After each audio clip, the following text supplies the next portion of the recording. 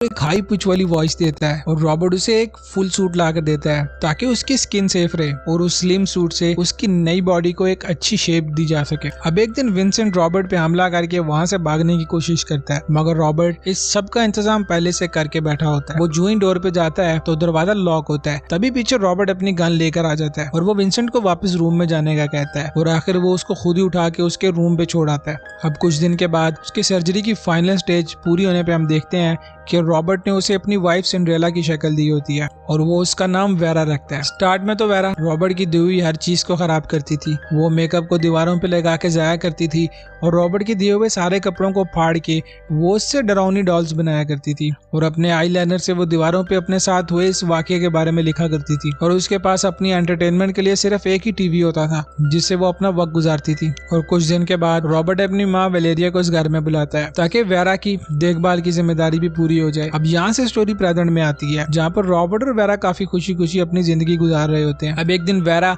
Valeria के साथ market जाती है। तभी रॉबर्ट का दोस्त मार्क उससे मिलने आता है। वो उसे न्यूज़पेपर दिखाता है जिसपे मिसिंग पर्सन के बारे में लिखा होता है। वहीं एक पिक्चर विंसेंट की भी होती है। अब क्योंकि उस सर्जरी में मार्क भी था तो वो विंसेंट को पहचान जाता है और यहाँ पर आने के बाद वो रॉबर्ट से पूछता है कि आखिर तुमने मेरे से झूठ क्यों बोला था। तभी रॉबर्ट अपने ड्रॉर से गन निकाल के मार्क को धमकाने लगता है, मगर इतने में पीछे से वेरा आ जाती है जिससे इनकी बातचीत रुक जाती है और वेरा मार्क से कहती है कि उसने इस ऑपरेशन के लिए अपनी पूरी इजाजत दी थी। ये सुनने के बाद मार्क कुछ सेटिस्फाई होता है और वो यहाँ से चला जाता है। अब शाम में फिर से रॉबर्ट और वेरा इंटीमेट होते हैं और इंटीमेट के दौरान वेरा को ज़ैका के अटैक की वजह से पेन हो रहा होता है और वो कुछ लेने के लिए नीचे आती है और इसी मौके का फायदा उठाते हुए वो रॉबर्ट की पिस्टल भी अपने साथ रख लेती है। और रूम में आने के बाद वो रॉबर्ट से कहती है कि तुमने मेरी पूरी जिंदगी बर्बाद कर दी है। ये कहते ही वो उसके सीने पे फायर कर देती है। नीचे वेलेरिया जब इस गोली की आवाज सुनती है तो वो फौरन से जाग जाती है और अपने साथ अपना गन लेकर ऊपर रूम में आती है और वेरा यहाँ बेड के नीचे छुप के उसके ऊपर आने का इंतजार करती है।